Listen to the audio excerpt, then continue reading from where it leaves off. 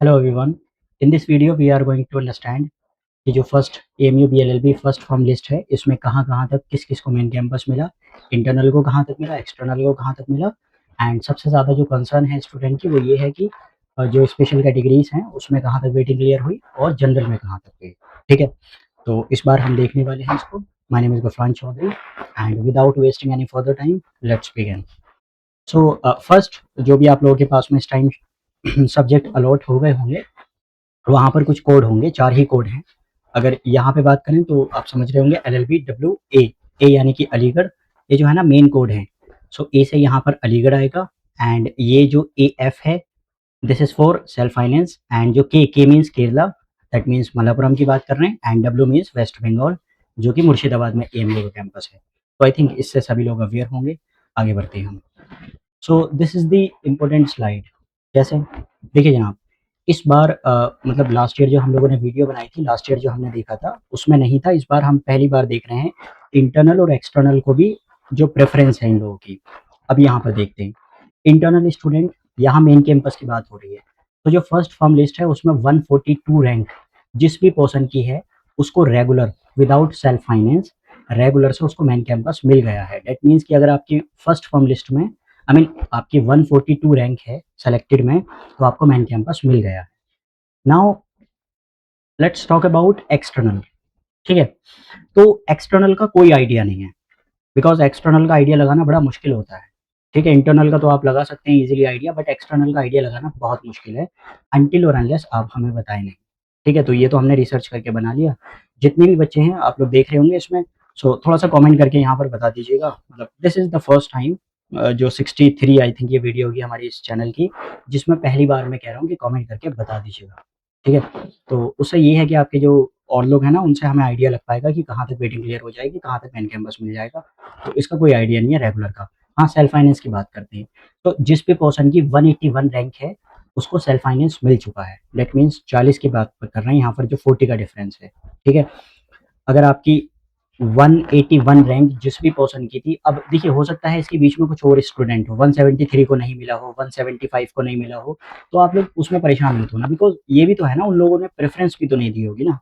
आप समझ पा रहे हैं, मतलब इनके बीच में 142 के बाद में जो भी बच्चे होंगे उसमें से कुछ ही स्टूडेंट होंगे, हो सकता है 10 हो, 15 हो या 5 हो जिनको मेन कैंपस मिला होगा। अब आप कहेंगे कि अरे सर वो 173 तो है ही नहीं, इसको कैसे मिल गया? तो उसने प्रेफरेंस नहीं डाली होगी। बात भी तो प्रेफरेंस की भी तो है ना कि आप सेल्फ फाइनेंस लेना चाहते हैं या नहीं लेना चाहते हैं। तो इंटरनल की हम बात करें, रेगुलर से 142 रैंक है। एक्सटर्नल का कोई आइडिया नहीं है कहाँ तक मिली है। ठीक है, मतलब we don't have any idea कि कहाँ तक मेन कैंपस मिला है एक्सटर्नल वाले बच्चों को।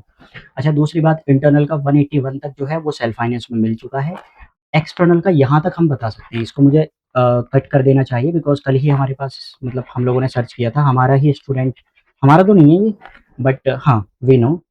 तो 93 जिस पर्सन की रैंक 93 है एज एन एक्सटर्नल होकर उसको मेन कैंपस मिल गया है through self finance mode. Okay, तो अब यहाँ से हम एक आइडिया लगा सकते हैं कि पहली वाली फॉर्म लिस्ट में जो एक्सटर्नल को मेन कैंपस मिला है ना वो अप्रोक्स 80 रैंक तक मिला होगा, 80 तक।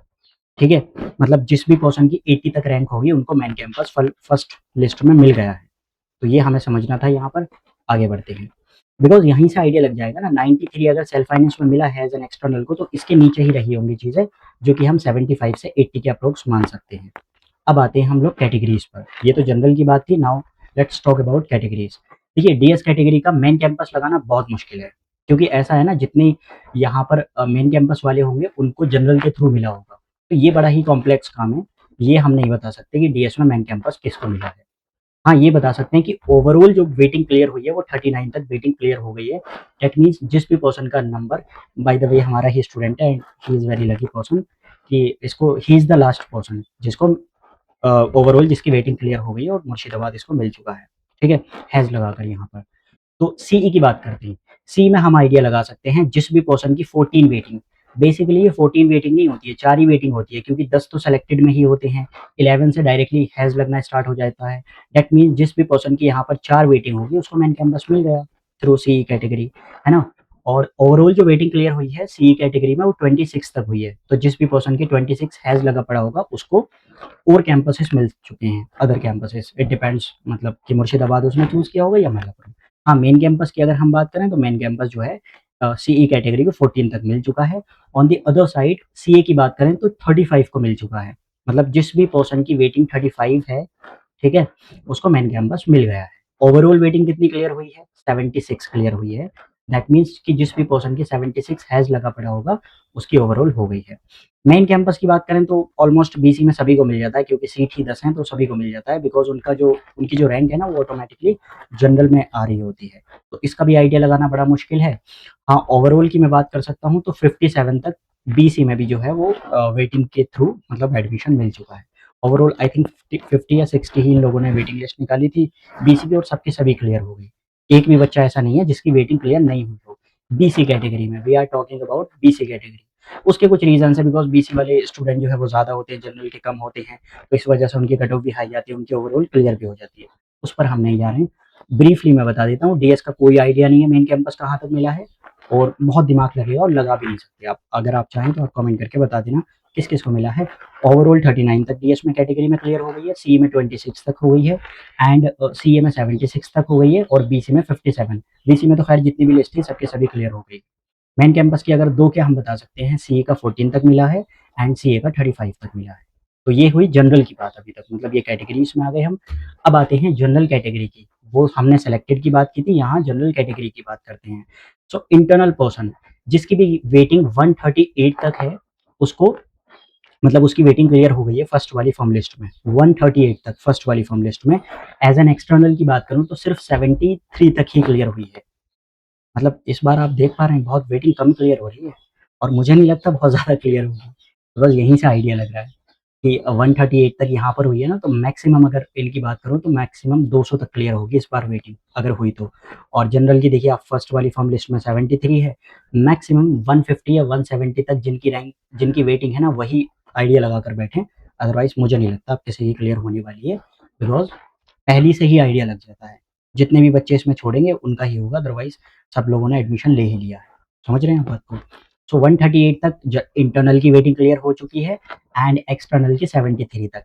इसीलिए तो ना अगर आप एक्सटर्नल है ना तो आपको बहुत मेहनत करनी पड़ती है, एक्सट्रीम लेवल की करनी पड़ती है। शायद आपको ये बात पता ना हो, क्योंकि देखिए बहुत सारे डिफरेंसेस हैं। आप यहाँ पर देखिए, अगर कोई पर्सन इंटरनल है उसको 142 तक भी अगर उसकी रैंक है ना उसको मेन कैंपस मिल गया। ऑन दी अदर साइड अगर कोई एक्सटर्नल है तो उसकी अगर 93 तक मतलब 80 की मैं बात करूँ तो 80 तक ही मिला है। सो 80 और 142 में आप आइडिया लगा सकते हैं, अप्रोक्स 60 का डिफरेंस है 60 रैंक का। दैट इज द रीजन कि उनकी कट ऑफ भी हाई जाती है। तो ये चीज़ें थी, आई थिंक मुझे लगता है हाँ क्लियर हो गई है। सो यही था इस वाली वीडियो में, यही बताना था। बाकी जिन लोगों को रोना ना पड़े, बिकॉज मेरे पास बहुत सारे लोगों के मैसेजेस आ चुके हैं, बहुत सारे बच्चों ने मैसेज किए हैं कि इतनी वेटिंग है, ये क्लियर हो जाएगी, नहीं होगी, ये नहीं होगी, ऐसा हो जाएगा। तो इसको रोना ना पड़े, अच्छे से प्रिपरेशन कर लीजिए नेक्स्ट ईयर के लिए, ठीक है। उसके लिए आप ये फ्री वीडियोस हमारी पड़ी हैं, आप इसको देख सकते हैं। बाकी ये बैच है, इसको आप ज्वाइन कर सकते हैं, जिसमें कि आपकी अच्छे से तैयारी हो जाएगी और आपको रोना ना पड़े नेक्स्ट ईयर के लिए। तो ये थोड़ा सा प्रमोशन था क्योंकि मैंने इसमें कर दिया है। बाकी आप इंटरेस्टेड हैं, बहुत ज़्यादा मैं कहूँगा नहीं, बिकॉज़ सीट्स आर लिमिटेड। तो ऑब्वियसली कंपटीशन तो बहुत ज़्यादा है ही। जो इंसान सीरियस रहेगा उसी का सिलेक्शन होगा, जो नहीं रहेगा उसका तो बिल्कुल नहीं होने वाला। तो यही चीज़ें हैं, बाकी कंपटीशन बहुत टफ होता जा रहा है। 138 तक ही क्लियर हुई है, मैक्सिमम 200 तक पहुँचेगी। 73 की मैं बात करूँ एक्सटर्नल की तो मैक्सिमम 150 या 170 तक पहुँच सकती है, बहुत ज़्यादा चांसेस नहीं है। तो जिनकी है 350, 370, 380 वो भूल जाएँ, तैयारी शुरू कर दीजिए आप लोग। बाकी सेकंड वाली जो लिस्ट आएगी उसमें देखते हैं क्या होता है क्या नहीं होता है। इस वीडियो में यही था। बाकी जिन लोगों को मतलब ये फ्री ऑफ कॉस्ट भी है फाउंडेशन का, आप इस पे प्ले लिस्ट पे जाएंगे ना तो 2027 के लिए जो लोग प्रिपरेशन कर रहे हैं वो आराम से इस वाली लिंक पर क्लिक करेंगे, इजीली आपको वन वर्ड तो एटलीस्ट मुझे कहना चाहिए परेशानी नहीं होगी पढ़ने के लिए। आपको यहाँ ए से लेकर जेड तक ऑटोमेटिकली सब मिल जाएंगे बहुत डीपली एनालिसिस। और जिन बच्चों को तैयारी करनी हो, सीरियसली तैयारी करनी हो, वो ये बैच ज्वाइन कर सकते हैं। अभी हाल फिलहाल में ये शुरू हुआ है, प्रॉपर इसमें क्लासेस हो रही हैं, and recorded as well as live classes हैं। Thank you so much.